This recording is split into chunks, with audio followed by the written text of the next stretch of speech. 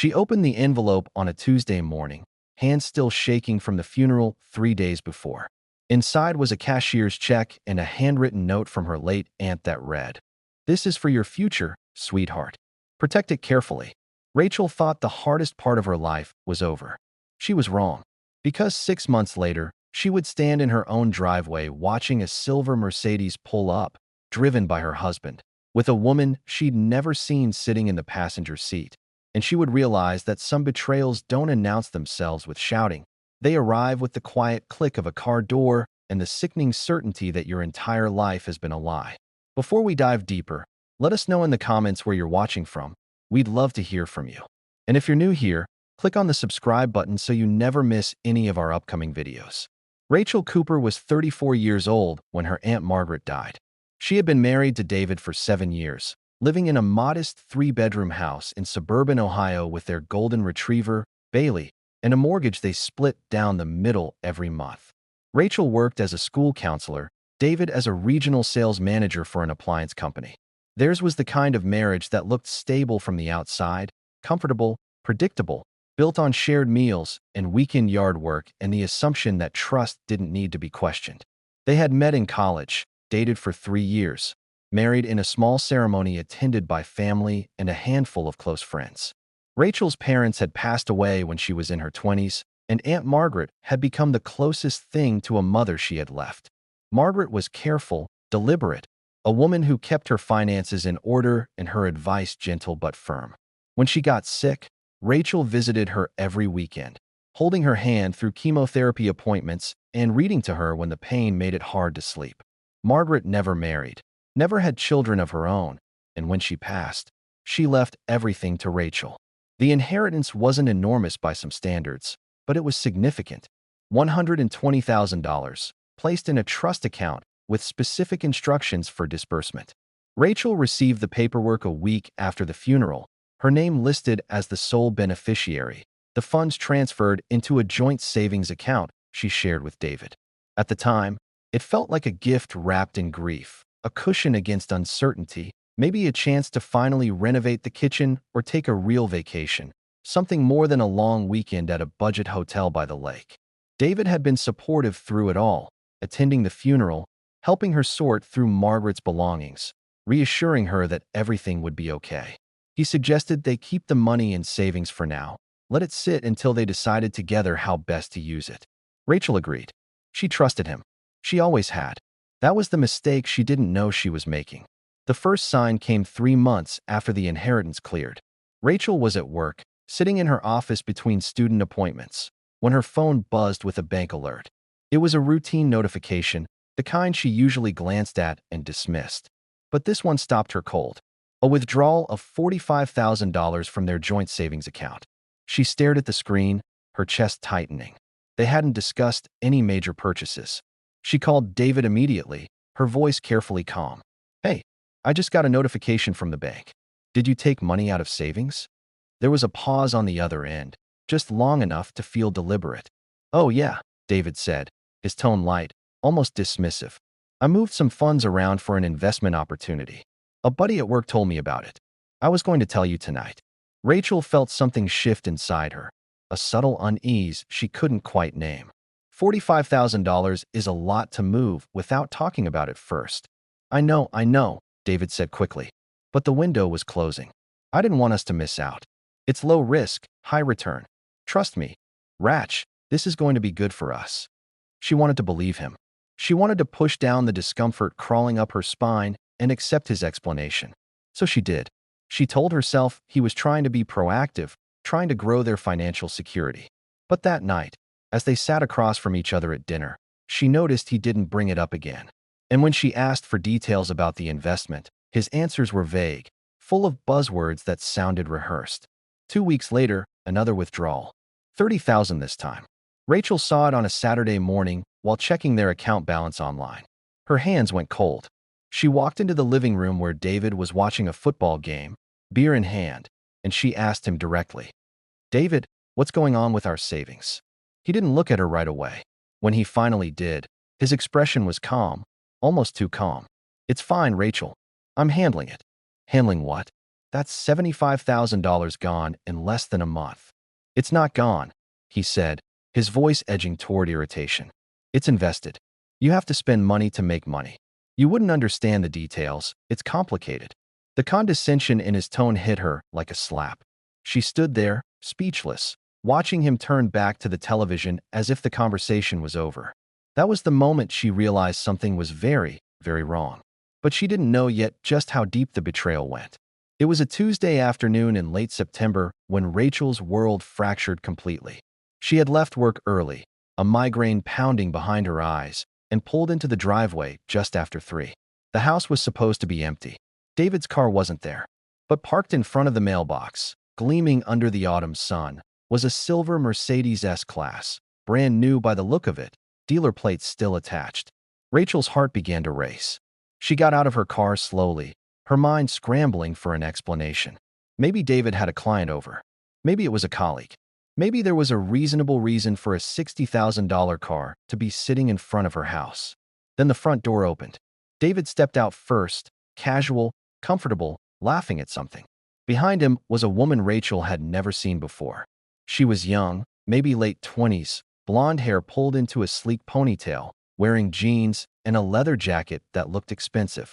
The woman smiled at David, touched his arm, and then noticed Rachel standing by her car. The smile faltered. David turned, and for a split second, Rachel saw it.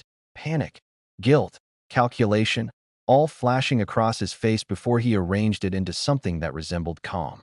"Rachel," he said, walking toward her. "You're home early." She couldn't speak. Her eyes moved from David to the woman to the car and back again. "This is Jenna," David continued, his voice maddeningly steady. "She's a friend from work. We were just, going over some details for a project." Jenna gave a small, awkward wave. Rachel's voice came out flat, cold. "Whose car is that?" David hesitated. "It's mine." "Well, ours. I was going to surprise you." "Surprise me." Rachel repeated the words like they were in a foreign language. "You bought a Mercedes without telling me." "I got a great deal," David said, his tone shifting to defensive. "And with the investment returns coming in, I figured we could afford to upgrade. You've been stressed. I thought this would be something nice for us." Jenna shifted uncomfortably, glancing between them. "I should go," she said quietly. David nodded. "Yeah, I'll call you later." Rachel watched Jenna walk to a modest Honda parked down the street and drive away. Then she turned back to David, her voice shaking now. "There are no investment returns, are there?" David's jaw tightened. "Rachel, you're overreacting." "Overreacting? You've taken over $100,000 from our account. My inheritance. The money my aunt left me. And you bought a car, and you're spending time with some woman I've never even heard of, and you're telling me I'm overreacting?" David exhaled sharply, running a hand through his hair. "Jenna is just a friend. And the money, it's our money, Rachel. Joint account, remember? I'm not doing anything wrong here." That was when Rachel understood. He didn't see it as theft. He saw it as entitlement. And that realization broke something inside her that would never fully repair. How would you feel if you were standing in Rachel's shoes right now? If the person you trusted most in the world had just dismantled your sense of security with a smile on their face? Could you have stayed calm? Or would you have exploded right there in the driveway? Let us know in the comments, because what Rachel did next, most people wouldn't have seen coming. Rachel didn't sleep that night. She lay in the guest bedroom, door locked, staring at the ceiling while her mind raced. By morning, she had made a decision. She wasn't going to scream. She wasn't going to beg. She was going to find out exactly what David had done, and then she was going to protect herself. She started with the bank. She went in person, asked to speak with a manager, and requested a full transaction history for their joint account going back 6 months. The manager, a kind woman in her 50s named Denise, printed everything out and slid the papers across the desk. Rachel sat there in the quiet office, reading through line after line of withdrawals. 45,000. 30,000, 12,000, 8,000, 5,000. The money had been drained in stages, carefully, methodically. There were no investment accounts listed, no transfers to brokerage firms, just withdrawals, cash and cashier's checks, made out to David alone. Rachel felt nauseous. Denise watched her with concern. "Is everything all right, Mrs. Cooper?" Rachel looked up, her voice steady despite the storm inside her. "I need to know if there are any legal protections on this account." Any clauses or conditions that were attached to the original deposit. Denise frowned. Let me check the account notes. She typed for a moment, scrolling through screens Rachel couldn't see. Then her expression changed. Oh, Denise said softly. Yes, there are conditions. The funds that were transferred into this account 3 months ago came from a trust. There's a clause here that states any unauthorized or fraudulent use of the funds triggers an automatic audit and potential legal action. It also specifies that the funds were intended solely for the beneficiary. That's you. And any misuse by a joint account holder constitutes a breach of fiduciary duty. Rachel's heart began to pound. What does that mean exactly? Denise met her eyes. It means if those funds were used without your explicit consent, especially for personal benefit by someone other than you, there could be serious consequences. Financial penalties. Possible criminal charges depending on the amount and intent. The trust that issued the funds has legal teeth, Mrs. Cooper. Your aunt made sure of that. Rachel sat back in her chair, a strange calm washing over her. Margaret had known. Somehow, her aunt had anticipated this, had built protection into the inheritance that Rachel hadn't even understood. And David, in his arrogance, had never bothered to read the fine print. Rachel hired a lawyer the next day. His name was Martin Kellerman, a quiet man in his 60s who specialized in estate law and financial fraud. She brought him everything: the bank statements, the trust documents, the timeline of David's withdrawals. Martin read through it all with the calm focus of someone who had seen this kind of betrayal before. Your aunt was very careful, Martin said, looking up at Rachel. This trust was designed to protect you. The conditions are explicit. Any misuse triggers not just an audit, but a clawback provision. That means the trust has the legal right to recover the funds, with interest and penalties, from anyone who misappropriated them. Rachel leaned forward. Can they go after David? They can, Martin said. And they will, once we file the necessary paperwork. The trust administrator is required to act on your behalf. David will be held financially responsible for every dollar he took. If he can't repay it, they can seize assets, garnish wages, place liens on property. And given the amount involved, there's also the possibility of criminal charges for fraud and theft. Rachel felt something she hadn't felt in weeks. Relief. Not joy, not satisfaction, just relief that she wasn't powerless. What do I need to do? She asked. Martin slid a folder across the desk. Sign these documents. I'll file them with the court and notify the trust administrator. After that, it's out of your hands. The legal process will take care of the rest. Rachel signed her name on every page, her hand steady. When she left Martin's office, the sky was overcast, the air smelling faintly of rain. She got into her car, sat in the silence, and let herself cry for the first time since the day she had seen that Mercedes in her driveway. Not because she was sad, but because she was finally free. David found out about the lawsuit 3 weeks later. Rachel wasn't there when the process server handed him the papers, but she heard about it from a neighbor who had seen him standing in the driveway, face pale, hands shaking as he read through the legal documents. He called her that night. She let it go to voicemail. He called again the next morning and the morning after that. Finally, Rachel answered. What do you want, David? His voice was tight, almost frantic. Rachel, we need to talk. This is insane. You're suing me. I'm not suing you, Rachel said calmly. The trust is. You stole money that wasn't yours. There are consequences for that. I didn't steal anything. It was in our joint account. We're married, and the money came with conditions you never bothered to read. You thought you were clever, David. You thought you could take what you wanted, and I'd just accept it. But my aunt knew better. She protected me, even after she was gone. There was silence on the other end. Then, quietly, desperately, Rachel, please. They're going to take everything. The car, the house. They're talking about criminal charges. You can stop this. Just tell them it was a misunderstanding. Rachel closed her eyes, feeling the weight of 7 years of trust, of compromise, of believing in a partnership that had only ever been one-sided. No, she said softly. I can't stop it. And I wouldn't if I could. She hung up. David called back twice more that day. She blocked his number. The divorce was finalized 4 months later. David was ordered to repay the full amount he had taken, plus penalties and legal fees. When he couldn't, the trust placed a lien on his assets. The Mercedes was repossessed. His wages were garnished. Jenna, the woman from that day in the driveway, disappeared from his life the moment the money did. Rachel moved into a smaller apartment across town, just her and Bailey, and for the first time in years, she felt like she could breathe. The inheritance, what remained of it after legal fees, was placed into a new account in her name only.